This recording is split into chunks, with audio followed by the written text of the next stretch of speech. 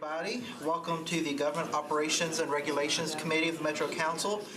Today is November 21st, the Tuesday before Thanksgiving. It's 5 o'clock. I am noticing we do have a quorum, myself, Councilmembers Benton, Hill, Nash, Webb, and Weiner. All right.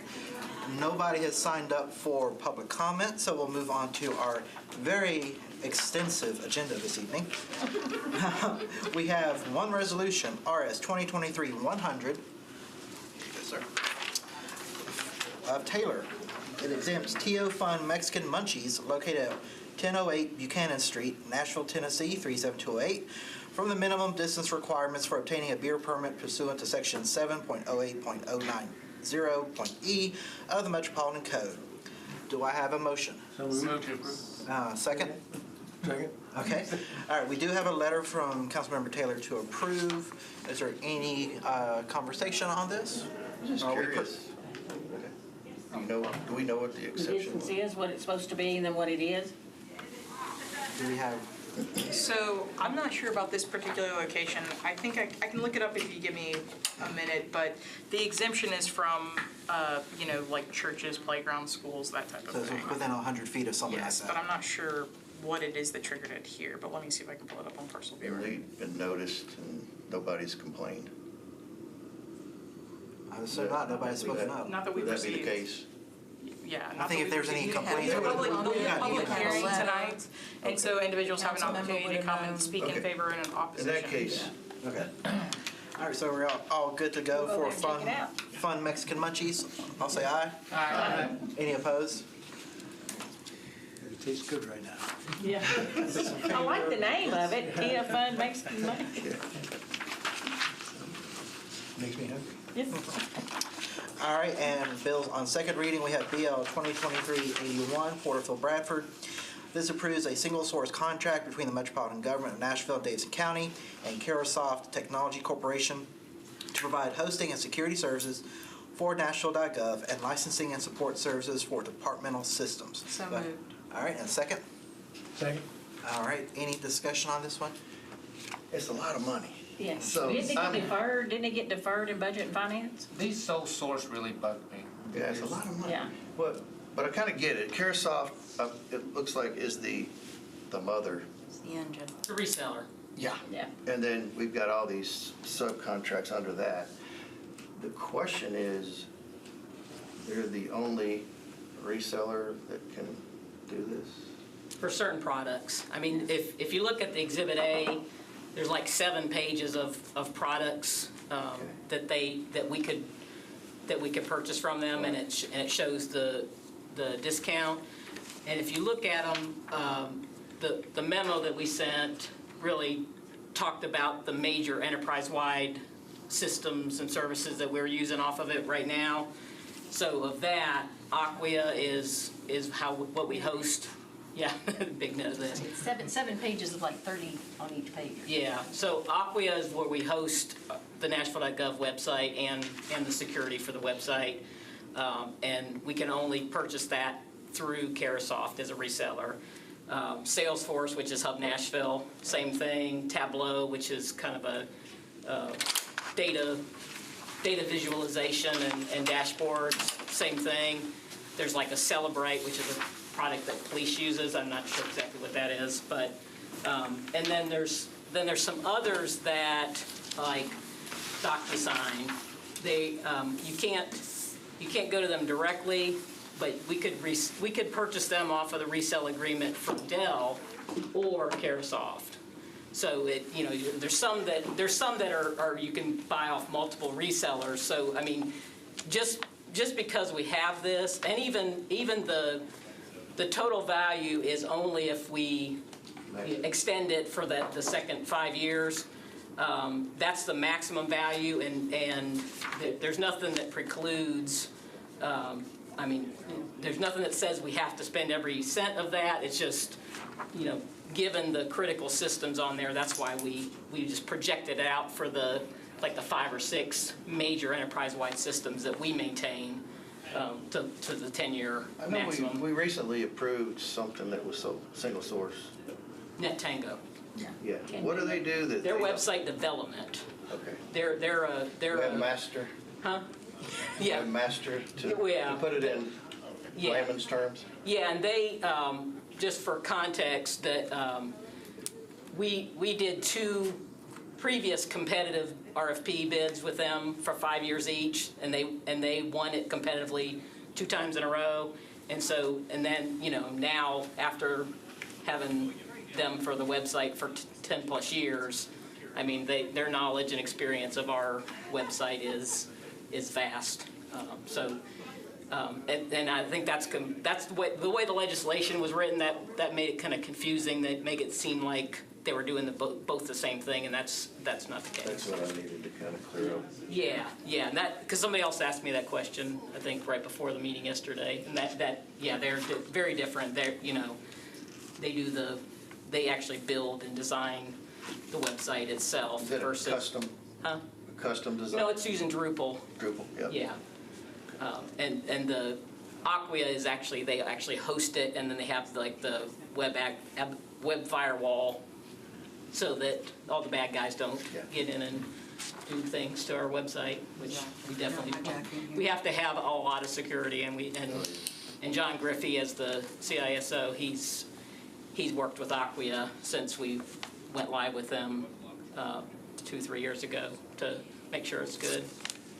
Yes, Councilmember. Let me just ask a question about sole source contracts in general and the impact, given that we don't really have anybody else that's going to provide the same level of service with the continuity that we've got. That was the rationale for Right. going with a sole source. Right. Talk to us about, let's just say the council says, no, we don't like sole source contracts, and we need to know that they can do a better job. Maybe they can give us a better discount because they are sole source or whatever. Whatever the decision is that the council makes. What is the negative to the impact on our website, for example, if it were NetTango, or Carasoft here in terms of the critical structure that we've got that they provide? What would the additional cost be down the road to us in terms of operations and in terms of the finances if those were turned down or delayed? Well, I mean, when you talk about, it's kind of 2 different things when you talk about a reseller versus the vendor like NetTango, who's the kind of the web designer and developer. But generally, when we go into a sole source, the vast majority of the sole sources, we have done competitive bids at least once, if not multiple times prior to that. And so, when you have a vendor that has 5, 10, 15 years of experience, the level of proprietary knowledge and expertise around not just the system, but the business that is Nashville government, it is cost prohibitive to try to, just go ahead and say, oh, well, somebody can do this cheaper. Well, that's just a small piece of it. I mean, we're, even when we do a sole source contract, and this was the case, when we did, even when we did Carasoft as a reseller, we leverage.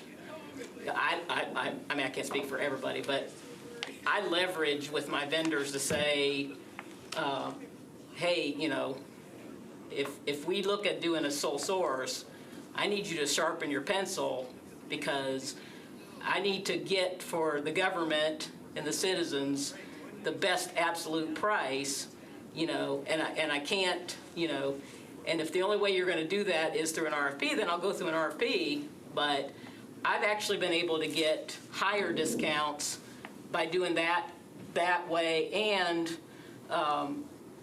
working with the procurement department. We've been, over the last couple years, we've been moving towards this 5-year with an optional 5-year extension.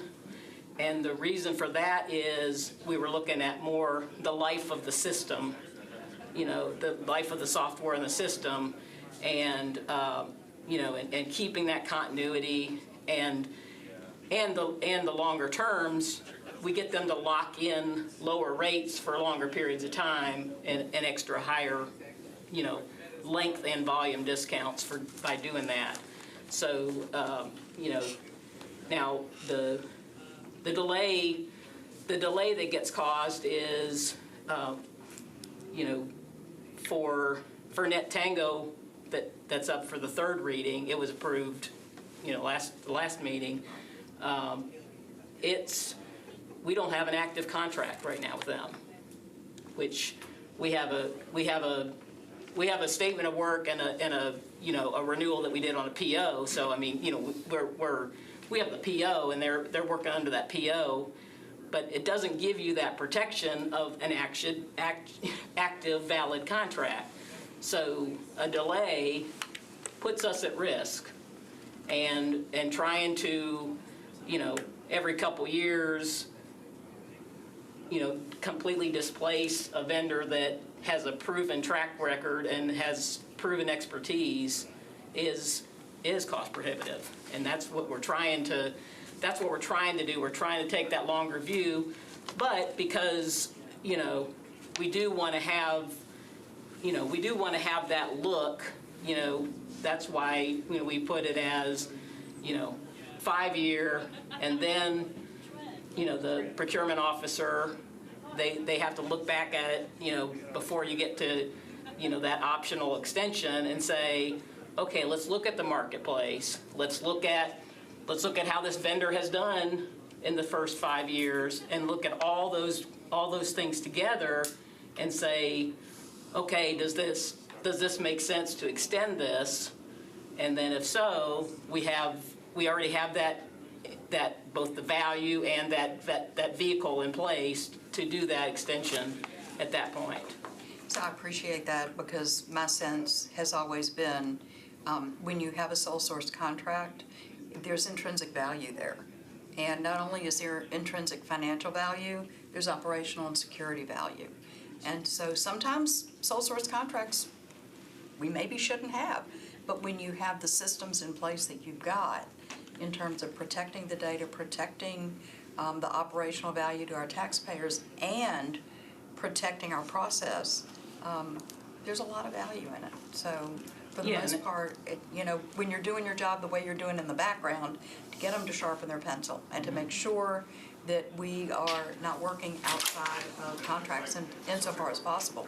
That's and I mean, every contract, whether it's a sole source contract or a competitively bid contract, they all have clauses that, you know, if something changes, not just if it's a problem that occurs, but just, you know, circumstances change, with 30 days notice, you can terminate that contract. So, you know, if, you know, so that's in addition to that, you know, that kind of extra look at year 5 before you extend it. So there's multiple protections in place, and, you know, and it's not, you know, the other thing that we have built in is, so if you're on one system, and, you know, and let's just use Salesforce as an example, because that's Hub Nashville, and that's one of the major ones on this Carasoft. You know, one of the things that we've discussed with procurement is that, you know, if at any point during the time that you need to completely replace that system with a different system that's not Salesforce, and you know, some other CRM system, then again, with that 30 days notice, you could terminate that contract. And at that point, you absolutely go out to an RFP for both the software solution and the implementer of that completely new, you know, potential solution. So, I mean, that's kind of what all the things that we kind of keep in mind as we, you know, we go through this process. I mean, you know, and there's, there's going to be several coming your way that are in the same vein, full disclosure. So you're going to be seeing a lot of me in the next couple of months. But that, it wasn't without a lot of work and a lot of research on, and this Carasoft one alone, I've been working on it for 2 years with procurement. So the thought of it being delayed further, it's a lot of blood, sweat, and tears went into it from myself and the procurement department to get to this point. Well, with all the hiccups that there can be, I appreciate the fact that your due diligence has really been on point, so thank you. All right. Councilmember Ben had a question. Since he's already asked one, if there's anybody else that's got one before I go back to him? All right. I gotta make it brief because it's not direct, but it's in this string that we're doing here. Okay. And I thought it might be appropriate. You mentioned that we're using Drupal, which is a general platform. I'm familiar with that one. Yes. For NetTango. When we have that expire, or it's over, or we're tired of it, or we want to conclude it, do we own what they built? Yes. Okay, so our contracts are written in such a way Yes. that That the data. whatever The data is whoever our- we're contracting with, we Right. own that product they built. Yes, we own that data, and it's any of those that are either like a hosting kind of situation. It's always written into that what that process is for us to get our data. It's our data. It's not theirs. But we own that current, Yes. the plugins and everything they made for the Yep. Drupal. Yes, absolutely. All right. Any other questions or comments on this one? All right. All those in favor, say aye. Aye. Any opposed? Non-voting? All right, we had some additions, so that's the final vote. 8 in favor, 9 against. And with that, our agenda is concluded. Thank you, everybody.